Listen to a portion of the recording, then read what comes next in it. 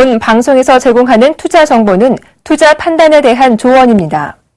방송에서 제공하는 주식의 가치, 가격 상승 및 가격 하락에 대해서는 방송사에서 보장하지 않습니다.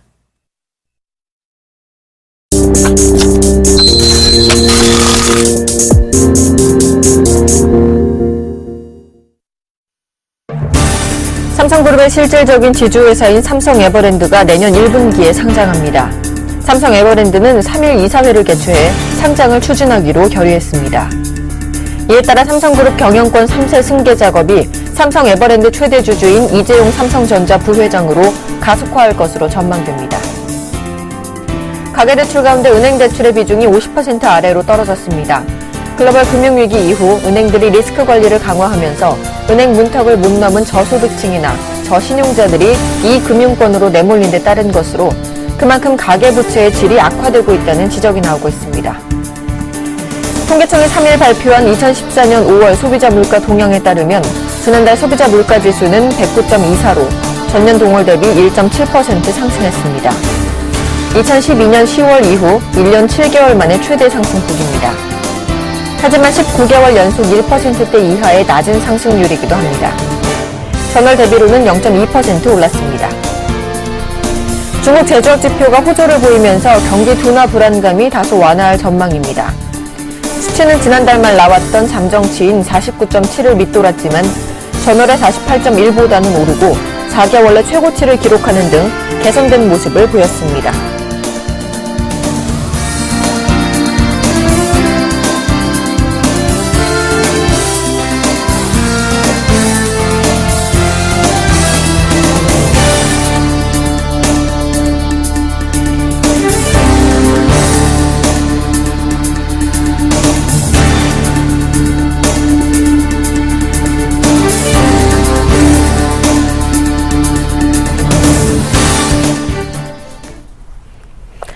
안녕하십니까. 오늘장 내일장의 김동현입니다. 삼성에버랜드 상장 소식에 삼성그룹주들이 강세를 보이고 있지만 시가총액 상위 종목들은 전반적으로 약세를 보이고 있습니다.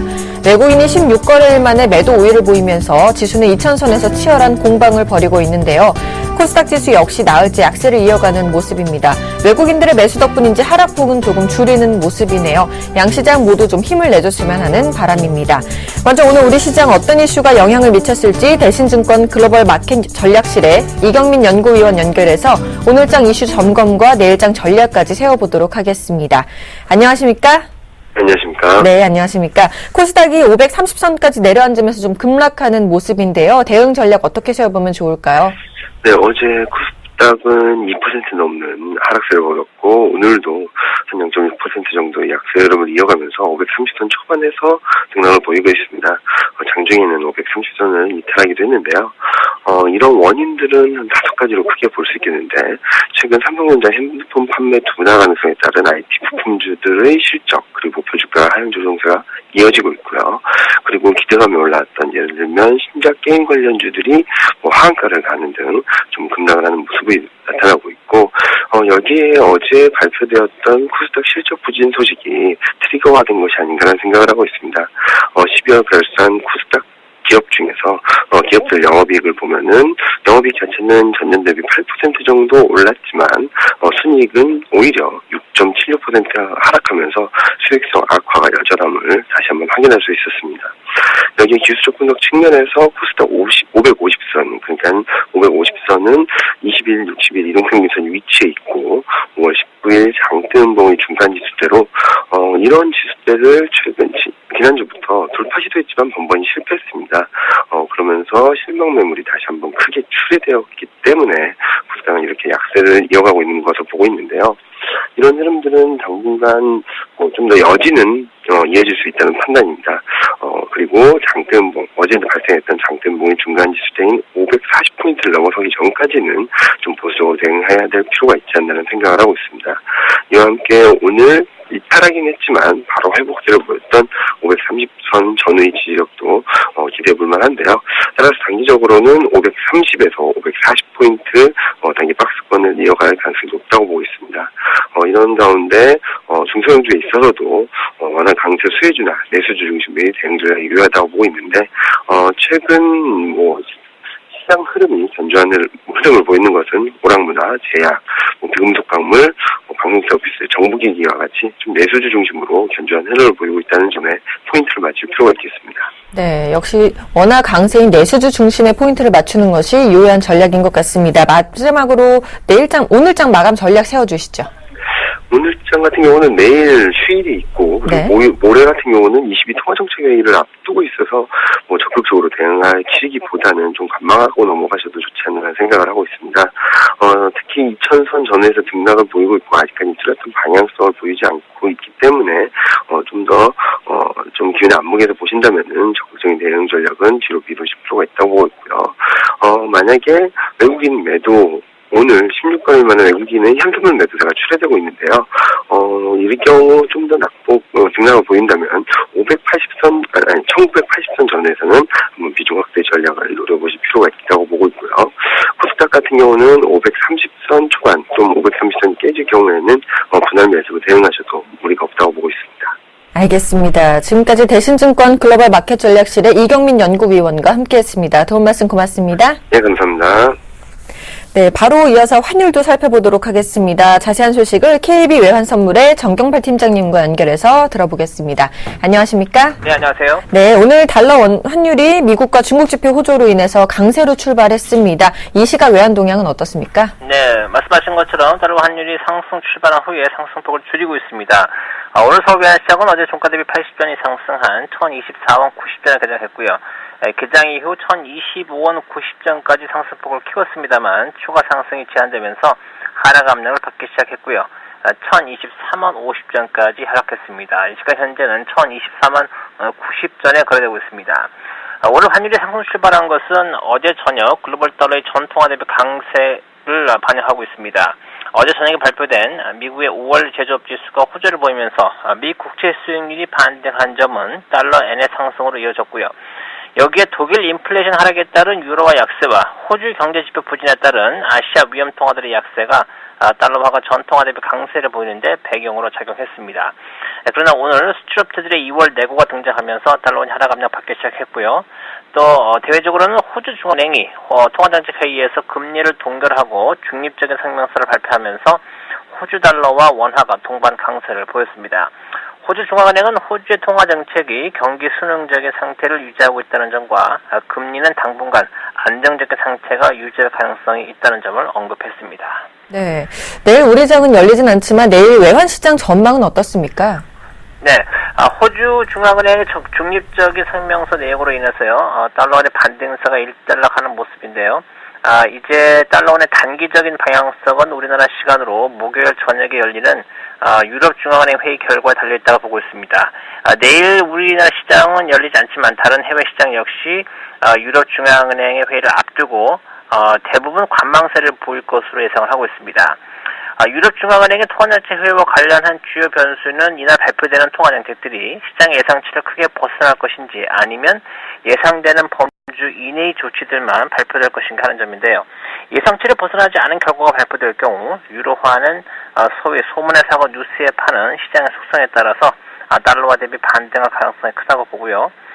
지난 5월 29일 오후부터 또 30일까지 유로화가 지속적으로 반등세를 보이는 동안 달러원이 여교의 시장과 이어지는 서울시장에서 1017원대까지 하락한 적이 있다는 점을 근거로 삼는다면 유로화 반등 시에 원화는 약세를 보이는 것보다는 동반 강세를 보일 가능성이 더 크다고 보고 있습니다. 따라서 단기적으로는 달러원의 하락 가능성에 대비해야 할 것으로 보고 있습니다. 네, 아무래도 22 통화정책회의 결과에 좀 주목해봐야 할 것 같습니다. 지금까지 KB 외환선물의 정경팔 팀장님과 함께했습니다. 도움 말씀 고맙습니다. 네, 감사합니다.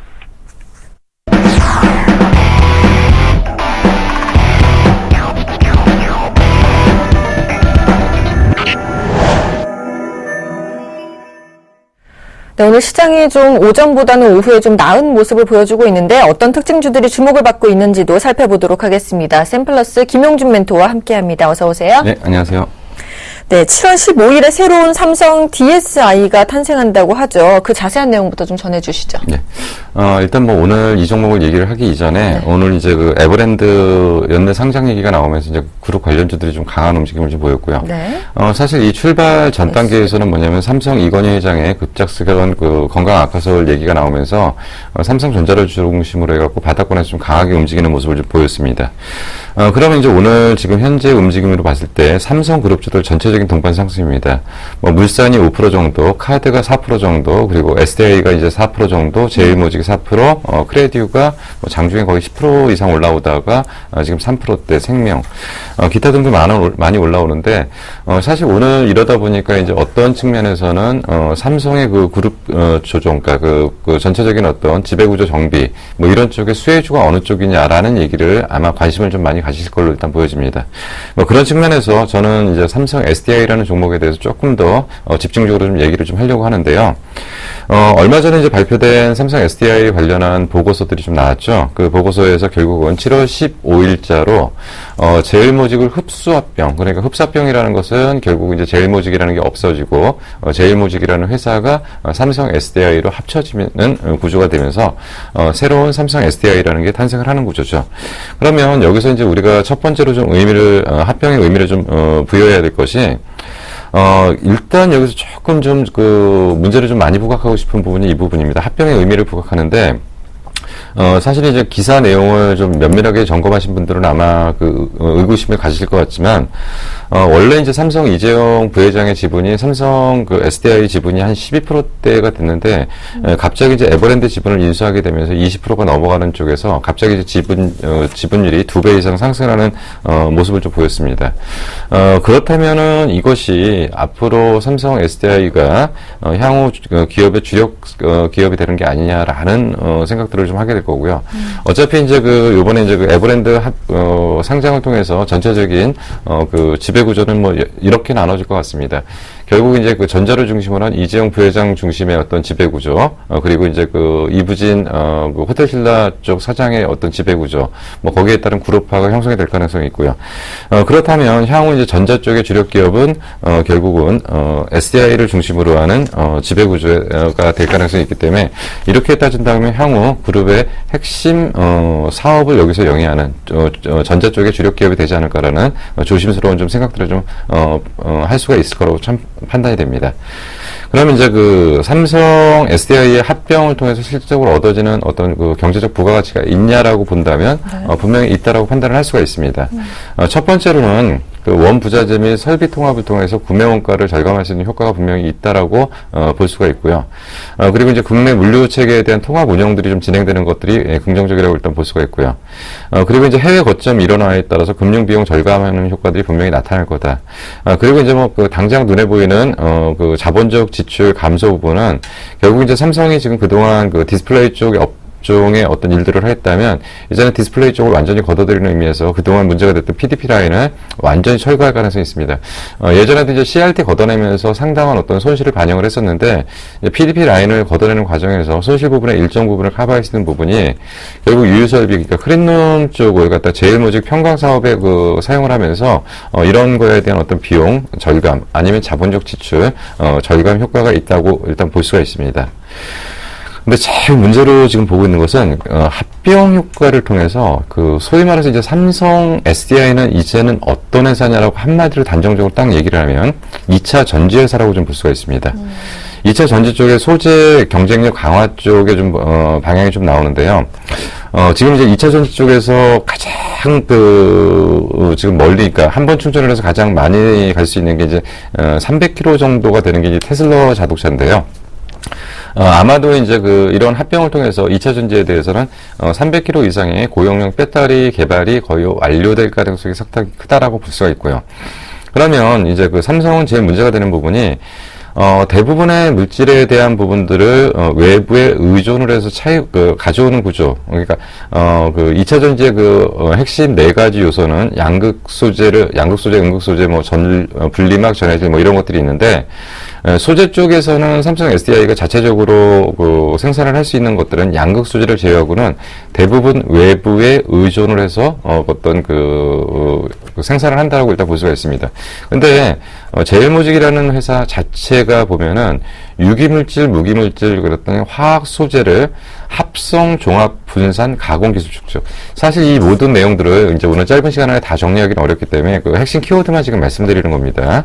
뭐 이런 것들이 기본적인 기술이 축적되어 있기 때문에 분명히 소재 쪽의 역량을 강화할 수가 있고요. 그렇다고 한다면 나머지 소재에 대한 자체적인 어떤 양산 구조를 가져갈 수가 있기 때문에 그렇다고 한다면 삼성 SDI는 이제 명실상부한 2차 전지의 완성품을 만들어내는 회사임과 더불어 소재 쪽에 대한 모든 것들도 자기네들의 핵심 소재가 활용 가능한 이런 범위까지 지금 올라오지 않을까 좀 생각이 듭니다. 네, 이 삼성 SDI가 LG와 아까 좀 비교가 많이 되지 네. 않을까요? 그럼 네. 앞으로는 뭐 선두주자로서 좀 발판을 마련할 수 있을까요? 이제 그 얘기를 많이 하시는데요. 네네. 사실은 이제 LG전자가 그 전체적인 양에 대해서는 더 많아요. 네, 근데 LG화학과. 네, LG화학이요. 네.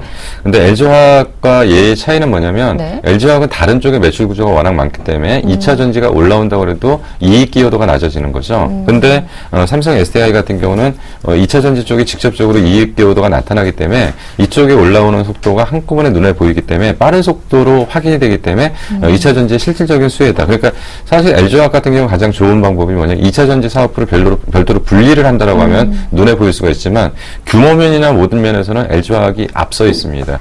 다만 삼성 SDI는 삼성전자라는 어떤 그늘 아래서 소형 2차 전지 쪽에 대한 부분에 특화가 되어 있는 부분들이 있기 때문에 그런 부분이 좀 부각됐는데 만약에 이런 부분들이 따로 별도로 개개의 어떤 그 2차 전지라는 회사 하나만 놓고서 비교한다면 LG화학이 좀 낫죠.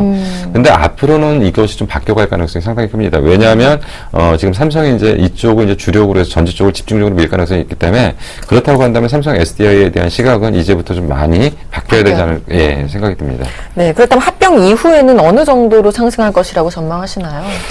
이제 그거를 이제 그 먼저 판단하기 전에 이런 생각을 좀 해야 됩니다. 네네. 사실은 그 지금 이제 2차 전지 쪽에 그 기본적인 틀이나 이런 것들을 만드는 것은 삼성 SDI가 좀 잘하는 거고요. 네. 그리고 이제 제일모직 같은 경우는 소재 쪽이 강하다. 그리고 또 한 가지의 장점이 또 있습니다. 뭐냐면, 사실은 이제 그 제일모직 같은 경우, 그러니까 삼성 SDI의 주력 고객층은 유럽 기반입니다. 근데 제일모직 같은 경우 주력 고객층 자체가 북미 쪽입니다. 그렇기 때문에 이 시너지 효과가 확실히 나타날 수 있는 또 한 가지 측면이 뭐냐면 이렇게 되면은 유럽 쪽의 기반과 북미 쪽의 기반을 같이 갖고 가기 때문에 시장을 좀 폭넓게 갈 수 있고요. 그리고 단일 품목을 갖고서 조금 더 광범위하게 마케팅을 할 수가 있는 거고요.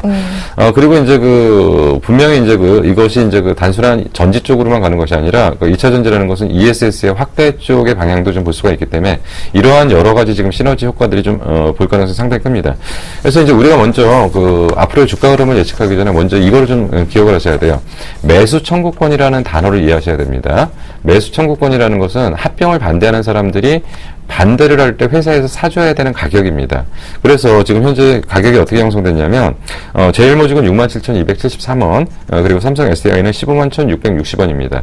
이 얘기는 무슨 얘기냐면 만약에 그러니까 기존의 주식을 갖고 있는 분들이 합병에 반대를 만약에 151,660원 밑으로 가면은 굳이 시장에다 팔 이유가 없고요. 회사에다가 나는 합병 반대하니까 내 물건을 사줘라 라고 하면은 무조건 사줘야 되는 상황입니다. 만약에 이것을 못 사주게 되면 합병 결렬이 되는 거죠. 그렇기 때문에 굉장히 이제 현재 리스크가 없는 상태라고 일단 볼 수가 있고요. 그래서 원래 생각했던 부분이 당초에 2차 전지의 개화 시기는 조금 더 시간이 걸릴 거라고 일단 판단을 했었는데 이러한 부분들 작용되면서 아마도 여기에 이제 삼성의 지배구조 정비 그리고 이제 제일모직까지 합병 뭐 이런 것들이 공통적으로 좀 작용을 하면서 주가는 의외로 탄력적으로 좀 움직일 가능성이 있는데 결국 주가가 이제 본격적으로 좀 움직이기 위해서는 아마도 7월 15일 이후 그러니까 새로운 법인이 좀 탄생했을 때 주가가 좀 상대적으로 좀 강하게 움직일 가능성이 있고요. 지금 일부 브로커스에서는 무슨 얘기 정도로 하냐면 현재 합쳐놓으면 시총이 한 10조 5천억 정도인데 적정 시가총액은 13조 5천억. 근데 이 근거는 뭐냐면 삼성 얘네 두 군데서 그러니까 제일모직하고 삼성 SDI가 가지고 있는 자회사의 지분가치 플러스 영업가치를 반영했을 때 적정 가치는 13조 5천억 정도. 그렇다면 현재 기준으로 30% 정도의 상승 여력은 있다라고 판단을 하고 최근에 이제 보고서들이 좀 나오고요. 이런 면에서 합병 이후에 주가의 상승 가능성은 상당히 높지 않은가. 그렇지만 다만 단기적으로 최근 시장이 좀 불안하기 때문에 주가의 움직임은 좀 흔들릴 가능성은 있다. 그렇지만 그래도 삼성 SDI는 삼성그룹의 전반적인 지배구조 정비 쪽에는 최고의 수혜 종목이 될 가능성이 크지 않은가 판단이 됩니다. 네, 집중해 보실 필요가 있을 것 같습니다. 지금까지 샘플러스 김용준 멘토와 함께했습니다. 도움 말씀 고맙습니다. 네.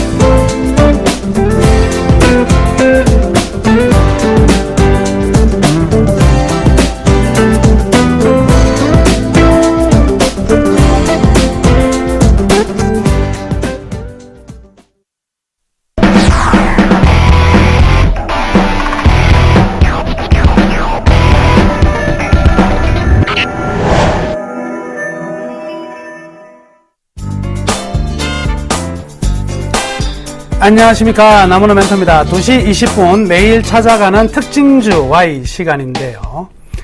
자, 이제 40분만 있으면은요, 여튼 뭐 오늘 굉장히 힘든 하루였지만 내일 우리 또 선거와 함께 휴식을 취할 수 있지 않을까라고 기대를 해봐도 될 것 같습니다. 종목을 잘 선택하는 것만큼이나 중요한 것은요, 누구를 선택하느냐, 이 부분이 굉장히 중요하니까요. 부디 좋은 사람, 좋은 일꾼 찍어서 우리 경제, 정치 모두 안정되는 이러한 우리나라가 되었으면 좋겠습니다. 자, 오늘 특징주는요, 오늘 특징주는 참 이런 이야기를 한번 말씀해 드리겠습니다. 이 투자의 대가로 불리우는 사람 중에 한 명이 필립 피셔라는 사람이 있어요. 그러니까 워렌 버핏의 스승이라는 사람이 두 사람을 꼽는데, 벤자민 그레엄으로부터 90%를 배웠다 그랬고, 필립 피셔를 통해서 10%를 배웠다 그랬습니다. 근데 필립 피셔가 정말 멋진 이야기를 하나 남겼는데, 저는 참 멋진 이야기 같아요. 어떤 이야기를 했냐면, 이런 이야기를 했습니다. 좋은 종목은 영원히 매도 타이밍이 나오지 않는다. 이런 이야기를 했거든요. 그래서 이 사람은요, 1940, 50년대에 코카콜라 주식을 사가지고 2003년 서가는 날까지, 죽는 날까지 코카콜라 그대로 들고 갔습니다. 왜냐면 한 번도 매도 타이밍이 나오지 않았다. 그만큼 주가가 많이 올라서 성공적인 어떤 그 투자를 만들어냈는데요. 오늘은 바로 이제 그런 종목이었지 않을까. 그리고 우리가 이제 가치 투자, 그리고 끈질기게 버텨내는 사람들이 이 가치를 잘 찾아낸다면 엄청난 수익을 낼 수 있는 그러한 선례들이 시중에는 굉장히 많이 있는데요. 기간을 너무 짧게 보기 때문에 항상 힘들어 한다는 거죠. 자, 오늘 종목은요, KCC입니다.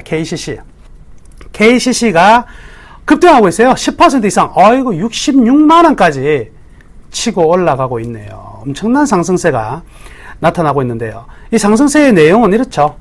에버랜드 이제 상장 결정이 나오면서 최대 수혜주로 부각되었다. 이렇게 볼 수가 있겠고요. 왜 수혜주가 되었느냐? 2대 주주입니다. 17%를 가지고 있는 2대 주주로서 주식이 이제 42만 5천 주를 보유하고 있거든요. 그러면 여기에 상장 차익이 엄청나게 날 것이다. 이런 부분들이 이제 기대감을 더욱더 크게 가져가고 있다. 이렇게 볼 수가 있겠습니다. 그런데 사실 이 에버랜드 가치만으로 KCC를 평가받는 것은 분명히 아니다는 거 말씀해 드릴게요. 우선 첫 번째 화면 한번 보시면은요. 제가 작년입니다. 7월 8일이죠. 대박 플러스 시간을 통해 가지고요. 이 종목을 제가 작년 하반기 최대 승부주다 이렇게 해서 KCC를 매수 추천해 드렸을 때가 33만원대입니다. 근데 이때 당시에 에버랜드 가치를 보고 투자를 추천했느냐? 그거는 아니라는 거죠. 그러면 자체적인 밸류도 분명히 높은 상황이고, 그리고 여기에 덤으로 지금 에버랜드의 지분 가치가 부합되는 부분이 분명히 존재할 것이다. 이렇게 봐야 되겠네요. 그래서 저는 항상 이렇게 말씀해 드리거든요. 어떤 분들은요, 주식 투자하실 때 꼭 재료만을 보고 투자하시는 분들이 많아요. 어디서 M&A 된다더라. 또는 어디서 무슨, 빵 터지는 것들이 있더라. 수주만 되면 뭐가 되더라. 이런 재료만 보고 투자하시는 분들 같은 경우에는 끌려다닐 수밖에 없어요. 재료가 안 나올 때는 재료가 나올 때까지 그냥 끌려갈 수밖에 없는데 항상 재료 이전에 무엇이 중요하냐면 지금의 상태가 저평가인가? 이 재료는 덤이고 이 자체만으로 갈 수 있는 것인가를 면밀히 판단을 해야 된다는 거죠. 자, 수급 동향 좀 체크를 해볼게요. 4월 이후에 외국인들이 계속 매도를 했습니다. 반면 기관들은 매수하는 완전히 서로 다른 기관들의 종류가 뭐 여러 가지가 있잖아요. 투신도 있고 증권 투자도 있고 금융 투자죠. 증권사 있고 연기금 있고 이 3인방과 그리고 외국인들의 전형적인 다른 흐름들이 나타났었는데 오늘 같은 경우에는 이렇게 급등이 나왔는데도 불구하고 외국인하고 기관들은요 그냥 뭐 주요 주체 매매 주체임에도 불구하고 좀 조용해요. 관망을 보이고 있고 결국 10%라는 상승은 누가 이끌어가고 있느냐? 개인 투자자들이 이끌어가고 있는 상황이다. 그러니까 조금은 어때요? 깨름직한 부분이 좀 나오지 않을까 이렇게 볼 수가 있겠네요. 자, 핵심 포인트 좀 짚어보면은요, 이 KCC가 어떻게 이렇게 삼성 에버랜드 KCC 하면 그래도 정상영 회장이니까 따지고 보면 범현대가인데 어떻게 삼성하고 되었을까? 어찌 보면은요, KCC는 사실 범현대가이긴 하지만 범현대가 색깔이 가장 작은 기업 중에 하나였어요. 그래서 삼성카드가 가지고 있는 지분이 이제 넘어오면서 굉장히 우호적인, 에버랜드와의 어떤 우호적인 관계를 서로 잘 만들어 갔던 부분이 컸던 것 같습니다. 단순히 주식을 매수를 해서 이익을 내겠다는 것보다는 경영권 지분 방어에 일익을 담당을 하는 역할로서의 이 백기사로 나섰다는 것이죠. 그래서 그때 당시에 이제 2011년 12월달 주당 얼마에 매입을 했느냐? 182만 원에 매입을 했어요. 182만 원에. 근데 지금요, 증권가에서 지금 에버랜드 상장이 가속화되었을 때, 상장이 되었을 때 적정한 주가가 어느 정도 나올 것이냐라고 예측을 해보니까 최하 300만 원 정도, 이렇게 나온다는 거죠. 그래서 일각에서는 260만 원 정도 돼도 무조건 사라! 이렇게 장외든 이런 이야기가 나올 정도로 지금 평가액은 굉장히 높은 상황입니다. 그러면 182만 원에서 가지고 300만 원이 넘어가는 상황이 되면 이 평가액만 1조 정도의 차익을 얻을 수 있다는 거죠. 어마어마한 배팅에서 성공한 케이스다. 이렇게 볼 수가 있겠네요. 자, 그러면 이 향후 전망을 한번 체크해 보면은요. 에버랜드가 과연 상장이 되었을 때 KCC가 지분을 매각할 수 있느냐? 없습니다. 안 할 겁니다. 왜냐면 KCC가 애초에 매각을 하기 위해서 받았던 부분은 분명히 아닐 거라는 거죠. 삼성에 들어가는, 삼성도 굉장히 많은 건설과 조선을 보유하고 있었는데 여기에 들어가는 도료, 건자재 이런 부분에 대해서 KCC는 일정 부분 이익을 얻어내기 위해서 들어간 부분이고 그에 따른 삼성 에버랜드의 어떤 그 백기사 노릇을 했기 때문에 이거 그냥 팔고 나올 것은 아닙니다. 그럼 계속 어떤 부분은 남아있냐면 지분평가 이익으로 계속 남아있겠죠. 이건 항상 뭐죠? 덤이다, 덤. 그러면 KCC 자체만으로 한번 우리가 평가를 해보면은요. 일단 1분기 실적도 굉장히 좋았어요. 지금 이제 뭐 건설 시장 굉장히 좀 살아나는 모습이 나오고요. 자동차 산업 쪽에서도 좀 굉장히 좋죠. 그러다 보니까 도료 부분과 건자재 부분에서 상당히 좀 좋은 실적이 나오고 있습니다. 판유리 부분들도 예전에 한국유리가 독점적인 부분이었습니다만은 지금 KCC도 상당히 많이 나가고 있고요. 일반 개인주택으로 가는 이 홈 시장에서도 발빠르게 일단 뭐 진행이 되고 있다. 이렇게 봐야 되겠네요. 그런데 KCC는 어찌 보면 또 하나의 탄탄한 무기 기대감을 또 하나 가지고 있는 게 있어요. 바로 뭐냐면 조선 경기가 살아나면은요, 또 이 도료 부분의 이익이 급증할 가능성이 많아요. 근데 조선 업종이 살아날 수 있느냐? 지금 거의 살아난다고 보는 게 맞다고 지금 판단을 할 수가 있겠잖아요. 그래서 그게 없더라도 지금의 어떤 실적은 계속해서 좋아질 수밖에 없을 것이고, 그게 좋아진다면 실적은 더욱더 가속화될 가능성이 많다. 그래서 2분기에는요, 영업이익이 어느 정도 나올 것으로 기대를 하냐면 한 988억 정도 기대를 하고 있습니다. 988억. 이 큰 금액은 아니지만은요, 굉장히 안정된 수익들을 꾸준히 만들어 간다는데 그 의미가 있다. 이렇게 볼 수가 있겠네요. 자, 그러면 오늘 급등하고 에버랜드에 대한 지분 가치도 있고 이랬을 때 이 기업에 관련 적정한 밸류에이션은 어떻게 우리가 판단할 수 있을까? 자, 밸류밴드 한번 보시죠. 이 밸류밴드를 보니까 추세가 완전 우상향 트렌드긴 한데 지금요, 자, 목표가 최대 목표치에 다시 한번 도달하는 모습입니다. 그런데 저 밴드의 상승 각도가 조금씩 떨어지는 지점이 있다는 것이거든요. 따라서 저 밴드를 터치하는 가격에는 분명히 단기적인 고평가임에는 틀림없다. 물론 기대감을 가지고 더 상승할 수는 있습니다만은 저의 투자, 자, 여러분들에게 권해드리는 투자는 항상 밸류의 끝단까지만 우리의 몫이다. 생선의 머리와 꼬리는 남한테 주듯이 주가도 오버슈팅과 언더슈팅은 그대로 줄 알아야 된다. 이런 개념으로 설명해 드릴게요. 그래서 지금 내재 가치와 시장의 인정 가치를 고려해 봤을 때 적정 가격은 얼마 정도 나오냐면 57만원 정도가 현 분기에서 적정한 가격이다. 이렇게 봐야 될 것 같고요. 66만원이 넘어서는 지점부터는요, 사실은 단기적으로 오버슈팅으로 들어간다고 봐야 될 것 같습니다. 고평가 국면에 진입이 되었다. 그래서 오늘 결론을 말씀해 드리면 KCC가 더 간다 할지라도 기대감 때문에 더 가고 심리적으로 더 강한 매수가 들어오면서 올라갈 수는 있겠습니다만은 지금은 절대 추격 매수할 자리는 아니다. 오히려 가지고 계신 분들, 자, 33만원부터 만약에 제가 추천해 드렸을 때 사가지고 아직까지 보유하고 계신 분이 계셨다면 이제는요, 한 번쯤 끊어주자. 65만원 이상 가격, 66만원 지금 현재 되고 있는 가격이면 충분히 기분 좋게 매도할 수 있는 타이밍이 아니겠나, 이렇게 설명해 드리도록 하겠습니다. 자, 오늘 특징주 Y KCC 다뤄봤고요. 휴일 선거날이죠. 선거 잘 하시고 편하게 쉬셨다가 목요일날 다시 찾아뵙겠습니다. 감사합니다.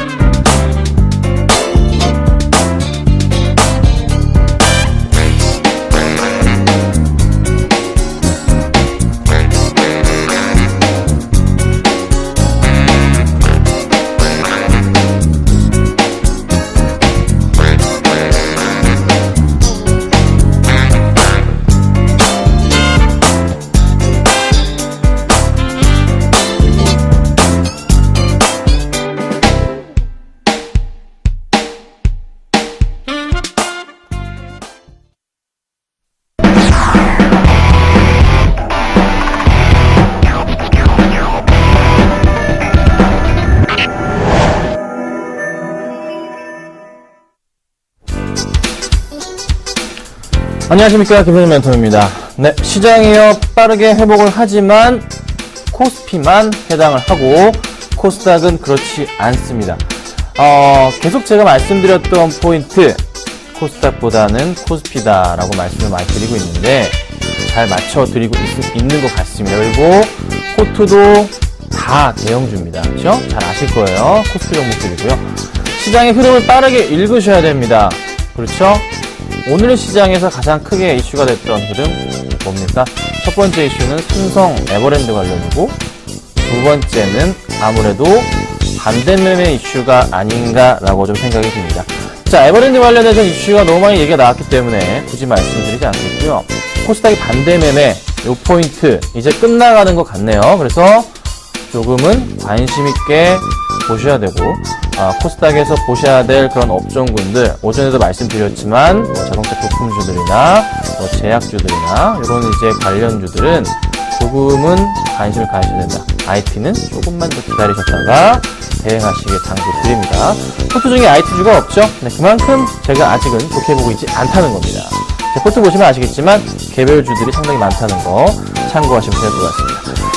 자, 궁금하신 종목에 대해서도요, 문자를 보내주시면 상담 같이 해드리겠습니다. 013-3366번에 0110번으로 문자 주시면 되고요. 굉장히 조금 제가 강연에 갔다 추천드렸던 종목들 흐름 굉장히 좋네요. 네, 말씀 못 드리겠고, 100점주 먼저 보도록 하겠습니다. 자, 가지고 나온 종목입니다. 삼성물산, LG전자, 생활건강, 화학이고요. LG가 좀 많네요. 한국타이어 들고 왔습니다. 자, 먼저 첫 번째 종목은요, 바로 이 종목입니다. 삼성물산입니다. 자, 여러분들, 삼성물산 같은 경우, 이것도 제가 강연회 때 말씀을 드렸던 그런 종목이에요. 이번 주 보셔야 될 종목으로서 거론을 했습니다. 오셨던 분들은 기억을 하실 거예요. 자, 삼성 관련주들 봐야 된다. 제가 강연회 때 거론을 했죠. 그쵸? 기억하시죠? 어떻게 됐습니까? 주가, 삼성 관련 주가? 난리가 났어요, 오늘. 네. 항상 빠르게 대처하는 습관 필요합니다. 잘 따라오셔야 되는데요. 삼성물산 급등합니다. 수급적인 부분 굉장히 좋죠? 더 갈 수 있을까요? 가능성은 있습니다. 충분히 있지만 지금 당장 들어가는 건 아니죠? 좋은 종목도 조정이 나오면서 올라가는 게 항상 그렇게 움직이거든요. 자, 큰 그림을 그려봅시다. 자, 정말 많이 이렇게 움직였어요. 그렇죠? 흐름 자체가 내려오다가 이렇게 올라가는 포인트가 잡힙니다. 자, 그런데 보니까 여기 라인 포인트가 고점 포인트고 다음 고점 포인트가 현재 구간대죠. 그렇죠? 재밌는 포인트는 거의 같이 라인이 맞아 떨어진다는 거. 여기도 마찬가지로 이런 그림이 나온다는 거죠. 이런 이제 밴드 안에, 이런 박스권 안에서 이런 움직임들을 보여주고 있다는 거죠. 그렇죠? 맞죠? 자, 그러면 현재 구간대 어떤 그림입니까? 조정이 나오겠죠. 조정이 나오는데 나오죠. 근데 이게 무조건 이 라인 따라간다고 해서, 그렇죠? 이 라인을 따라간다고 해서 제가 말씀드린 포인트 밑바닥까지 그냥 다 떨어져 버리나요? 그런 건 아니에요. 좀 조정이 나온 이후에 다시 올라갈 수 있는 새로운 그림을 그릴 가능성이 높습니다.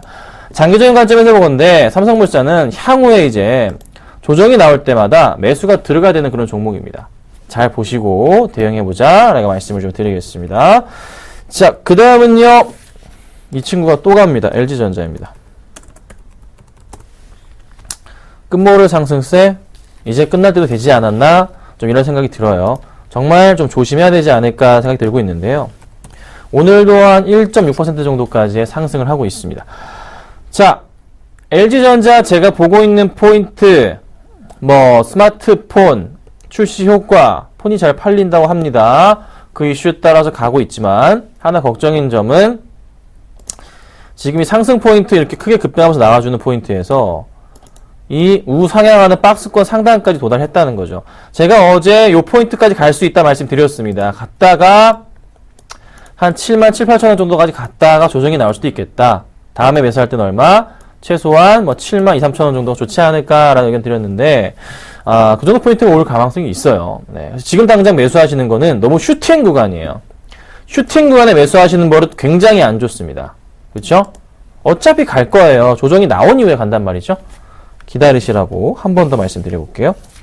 일단은 뭐 만약에 내일장이나 내일 아니죠, 모레 목요일이나 다음 주 조정이 나오면서 빠진다, 그때는 비중을 한번 줄여보시던가 아니면 빠지더라도 흔들리지 마시고 가져가시던가 두 가지 전략을 취하셔야 됩니다. 아셨죠? 자, 그 다음은요, LG 생활건강입니다.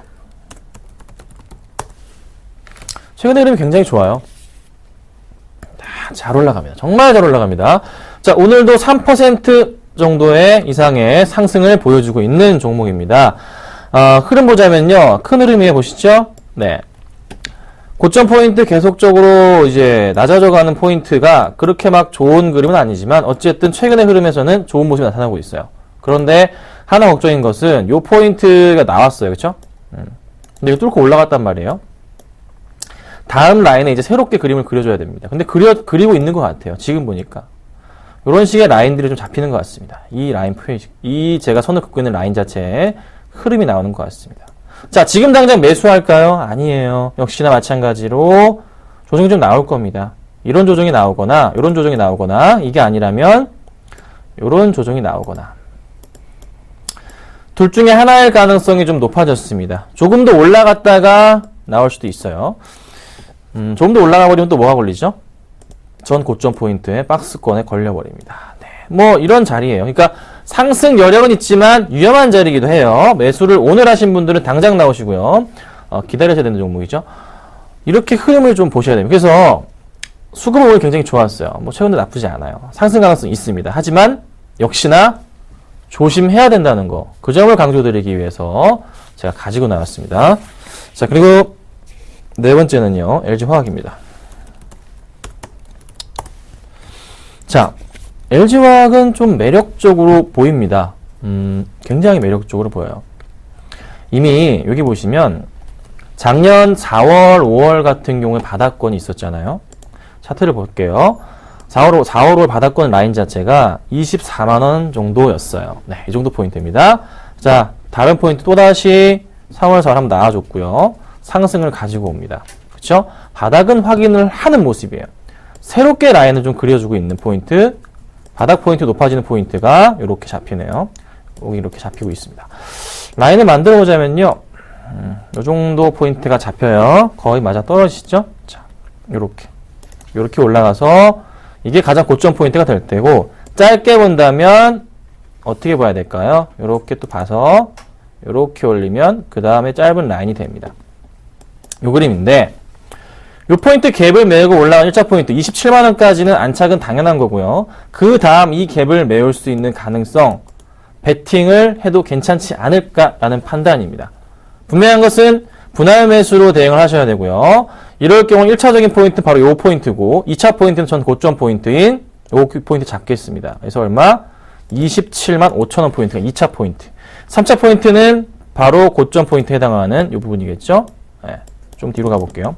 이 부분으로 따져보자면 요 정도 되니까 29만원까지 잡히네요. 그래서 이 그림을 보시고 대응을 하실 분들 수급적인 부분 좀 들어올 가능성, 현재로서는 더 들어올 가능성이 높다고 판단이 되거든요. 그래서 보유하고 계신 분들은 20만원대, 28만원대 보유하고 계신 분들은 홀딩 하시면 되고, 29만원대까지 올라갈 경우에는 그때는 매도 고민을 해야 됩니다. 아셨죠? 지금 타이밍은 매수 가능 구간입니다. 분할 매수 하시면서 대응하시고 조정이 나온다면은 즐기십시오. 아시겠습니까? 꼭 그렇게 대응하셔야 됩니다.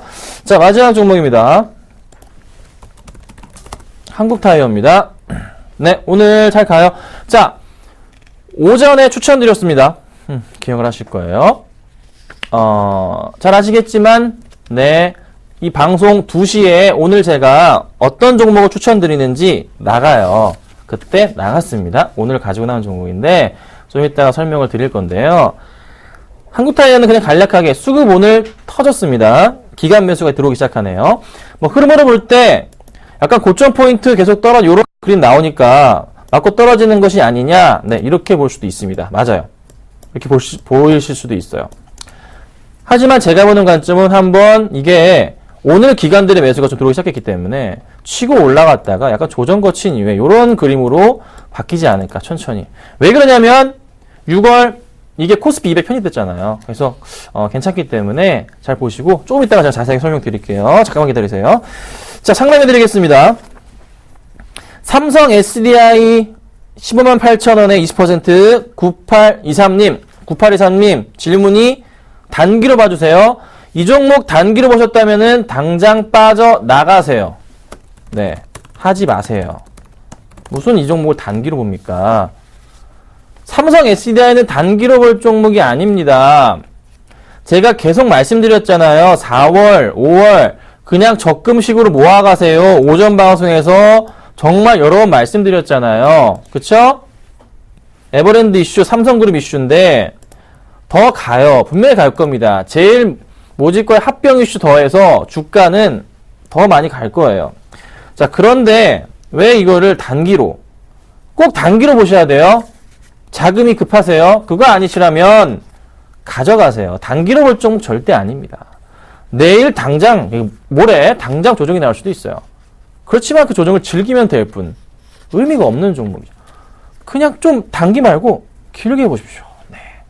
정말 연말에는요, 정말 좋은 수익을 주면서 가족들과 즐거운 크리스마스를 보낼 수 있는 그런 종목으로 만들어 줄 겁니다. 그러니까요, 좀 단기 보지 마시고 연말까지 장기로 보세요. 가격은 괜찮으세요. 그러니까요, 좀 길게 보자 말씀을 드려볼 테니까요, 잘 좀 참고 부탁드립니다. 자, 0366님 EM코리아 보겠습니다. 이거 왜 이러나요, 오늘? 네, 제가 체크를 안 하고 있는 종목인데요. 깨졌는데? 많이 깨졌네요. 오늘 현재 7.8% 급락 중입니다. 어제도 코스닥 급락 영향 좀 받은 건가요? 그쵸? 맞았네요. 5% 이상 급락을 했고요. 수급 체크가 되나요? 안 되는 종목이네요. 수급이 없습니다. 오늘장 뭐 있나요? 체크, 뭐 기타 법인 쪽 물량 이것도 아닙니다. 실적 체크해 보겠습니다. 실적은 양호한 모습을 좀 보일 가능성은 있는데 1분기 실적이 아직 안 나왔나요? 잠깐 체크해 볼까요? 제가 잘 몰라요. 1분기 실적에 대해서는 나온 건 없습니다. 자, 그러면 흐름으로 봐야 되죠.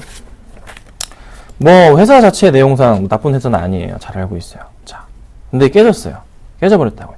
지켜야 될 라인 자체를 깨져버렸어요. 네, 여기 보자면 보세요. 바닥 포인트들이 잡히는 구간대에는 요 포인트 바닥이죠. 그쵸? 요런 포인트 바닥으로 인식이 됐어요. 그쵸? 바닥 인식 됐어요. 바닥 인식 됐죠? 여기서?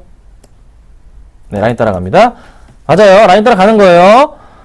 매수하신 구간은 매수할 수 있는 구간 맞습니다. 매수는 잘 하셨어요. 잘 하셨습니다. 이때 매수하셨다면은 잘 하신 거 맞아요. 종목에 문제가 없다면 저라도 매수했겠죠. 그런데 뭐가 문제냐? 이 그림은 맞는데 제가 항상 뭐 말씀드려요? 수급 없으면 쳐다보지 않습니다. 원칙입니다. 수급 있나요? 깔끔하게 없잖아요. 이런 거는 타이밍은 맞아도 매수 안 합니다. 제 스타일은 그런데 그걸 조금 익숙해지셔야 돼요. 이거 반등을 줄 수 있을 가능성, 이게 지금 코스닥 쪽의 급락 포인트, 반대매 포인트들이 조금 시장에서 많이 나와주고 있는데 올라갈 수 있는 가능성, 코스닥의 지수가 좀 올라가줘야 되죠. 언제부터 올라갈까요? 6월 중순 이후입니다. 보유하셔야 됩니다. 어쩔 수가 없어요. 네, 보유하셔야 돼요. 종목상 크게 문제가 있는 종목 아니거든요. 보유를 하시고 가져가십시오. 언제까지? 6월 중순, 6월 말까지 가져가셔야 됩니다. 힘드시겠지만 가져가셔야 됩니다. 아셨죠? 손절을 칠 타이밍은 지나셨다. 그리고 타이밍상의 문제는 약간 좀 안 좋으셨다. 다음부터는 제가 항상 강조드리는 수급을 좀 보시기 바랍니다. 개인 투자자분들 수급 안 보시면 진짜로 계속 수급 안 보시고 주식 하시다가 된통 당하십니다. 꼭 참고해 주시라고 제가 한 번 더 말씀드리겠습니다. 자, 9979님. 동성홀딩스 볼게요. 수익 잘 나고 계시네요. 언제 팔까가 고민이신 것 같은데요. 10% 정도 매수를 하셨어요. 제가 보는 관점에서는 이런 이제 라인을 제가 주로 잡잖아요. 그쵸? 네, 이런 식의 라인이 잡혔고, 여기서 또 새로운 라인이 이렇게 잡히는 그림이에요. 요 전 라인으로 그림을 좀 만들어 보자면, 요런 그림이 되는데, 새롭게 잡힌 저점 바닥 라인으로 잡아본다면, 요렇게 잡힙니다. 그쵸? 자, 그럼 지금 포인트는 이전에는 그러니까 4월까지만 해도 이게 고점 포인트 인식 자리였는데 지금은 여기가 고점 포인트 인식 자리입니다. 바닥으로서. 흐름 바뀌었죠? 흐름 바뀐 거예요. 요렇게 갑니다. 자, 여기서부터 이제 매도 고민을 해야 되는 시기가 왔습니다. 왔어요. 수급에 공백이 보이면 매도하면 됩니다. 지금은 수급적으로 문제가 없는 자리예요. 전혀 수급적으로 문제가 없습니다. 오늘도 볼게요. 오늘 뭐 외인 매도 나가지만 기간 매수는 잡히네요. 장 끝나고 봐야 되겠는데 수급 주체 자체는 기간입니다. 기간이 버리지 않는 이상 이 종목 흐름 안 깨질 겁니다. 고민을 해보셔야 돼요. 절대 추가 매수하지 마시고 지금부터는 무조건 매도 포인트. 왜요? 라인 상단 왔잖아요. 하단이잖아요. 이렇게. 그쵸? 요렇게 움직일 수 있다고요. 요렇게. 만약에 기간 매도나 외인 매도 강해지면 어떻게 될까요? 이렇게 내려올 거예요. 이렇게 내려올 가능성 굉장히 높으니까 조심하시고 잘 지켜보셔야 돼요. 지금은 괜찮은데 좀 꺾인다. 갑자기 6,700원 아래로 내려간다. 그러면 이제 정리하셔야 됩니다. 아셨죠? 자, 요 종목도 볼게요. 현대제철까지 한번 보겠습니다. 2614님. 자, 현대제철은요. 매수가가 얼마시죠? 69,900원? 가져가세요. 현대제철. 이 정도 흔들림 가지고, 뭐, 걱정할 필요 없는 종목입니다. 자, 현대제철은 포스코보다 저평가되어 있는 종목입니다. 제가 말씀드리는 종목인데, 정말 큰 폭의 상승 가능성이 있어요. 조금만 참으시면 돼요. 바닥은 확인됐어요. 바닥은 확인했어요. 여기 바닥이고, 두 번째 바닥 나오는 거 확인됐어요. 안 빠질 거예요, 이 종목. 안 빠지고 다시 올라갑니다. 왜요? 2분기 실적은 좋아질 거니까 걱정하지 마십시오. 1분기 때도 양호했고 봉영강 판매 잘 팔립니다. 더 갈 겁니다. 현대글로비스가 지금 먼저 치고 올라가죠? 갑니다. 따라갈 거예요. 조금만 기다리십시오. 아셨죠? 예, 금방 올라갑니다. 수급적인 매력도 오늘 시장에서 뭐 약간 뭐 매도세가 나가긴 하지만 연기금 매도가 나가긴 하지만 최근에 꾸준하게 기관 매수 잘 들어와 주고 있고 오늘 좀 단기적인 변심인 것으로 판단이 돼요. 그러니까 너무 걱정할 필요는 없는 것 같아요. 좀 지켜보시고요. 가져가 보도록 하고 항상 말씀드리지만은 비중은 10% 지켜주시길 말씀드리겠습니다. 여기까지 상담하고요. 제가 아까 말씀드리려고 했던 종목 한국타이어 좀 볼게요. AS는 안 하겠습니다. 그냥 그 흐름이 거의 비슷하기 때문에 거의 뭐 플러스 마이너스 1% 수준이에요. 전부 다 종목들이. AS는 하지 않도록 하겠습니다. 한국타이어 보겠습니다. 자, 한국타이어 제가 오늘 가지고 나왔는데 핵심 포인트 말씀드릴게요. 최근에 편입이 됐죠. 코스피 200, 코스피 100, 코스피 50 편입됐습니다. 6월 13일부터 자금 들어옵니다. 정말 많이 들어오고요. 유럽, 북미, 중국까지 매출. 그 한국타이어에 있는 중국 공장은요. 글로벌 최초로 들어온 공장입니다. 타이어 공장이에요. 그렇죠? 중국에서 입지가 아주 좋아요. 그게 처음 쉽게 들어갈 수 있는 게 아니에요. 그 정도 이제 인맥이 있다는 겁니다. 그렇죠? 자, 그리고 그렇게 관심도 없던 기관들의 매수가 들어오기 시작했습니다. 계속 사고팔고 나갔었는데 보세요. 기관이 어제 좀 이렇게 최근에 좀 들어오는 모습 보이고 있고 외인도 들어오는데 오늘 시장 만만치 않게 들어오네요. 여기 있습니다. 밑에 있네요. 여기입니다. 자, 외인 기관 매수가 들어오기 시작합니다. 잘 들어와 주고 있어요. 상승 분위기 나왔고요. 또 걱정되는 건 뭐 요 포인트? 뭐 이렇게 밀리는 거 아니냐? 그건 뭐 두고 봐야겠지만 제가 보는 판단은 그래도 이 기관들의 매수 흐름이 쉽게 나가진 않겠다. 왜? 코스피 200, 150 편입이니까. 이렇게 요렇게 이제 그림 자체가 나오지 않을까라는 판단입니다. 좀 장기적인 접근이고요. 매수가를 제가 말씀을 드려볼게요. 매수가는요, 밴드입니다. 1% 정도 내외. 61,300원에서 62,000원 사이로 매수를, 분할 매수를 해서 10%만 딱 채워주시고요. 목표가는 65,000원까지만 보겠습니다. 그리고 손절가는요, 뭐 59,000원인데, 제가 또 변심을 해서 목표가를 바꿀 수도 있겠죠? 그거는 방송을 항상 지켜보시고 대응을 해주시면 되지 않을까 말씀을 좀 드려보도록 하겠습니다. 그래서 오늘 제가 한국타이어까지 말씀을 드려봤는데요. 항상 여러분들 그 수익 내기 위해서 고군분투 하시는데, 제가 방송에서 추천 많이 드리고 있는 종목들 수익률 봐보세요. 정말 안전하게 운영해 드리잖아요. 그러니까 잘 따라오십시오. 도움 드릴 테니까요. 그리고 도움 많이 되실 겁니다. 아셨죠? 자, 오늘 고생 많으셨고요. 내일 이 시간에 뵙도록 하겠습니다. 감사합니다.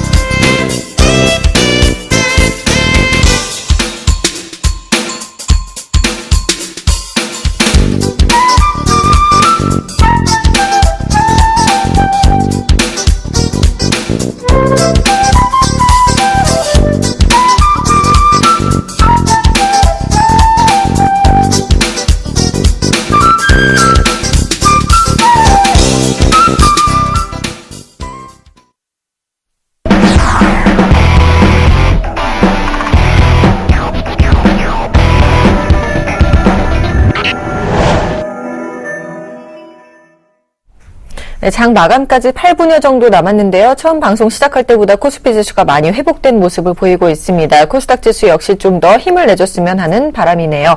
오늘 장 내일장 오늘 순서는 여기까지입니다. 내일 선거 꼭 하시고요. 저희는 목요일날 다시 찾아뵙겠습니다. 시청해주신 여러분 고맙습니다.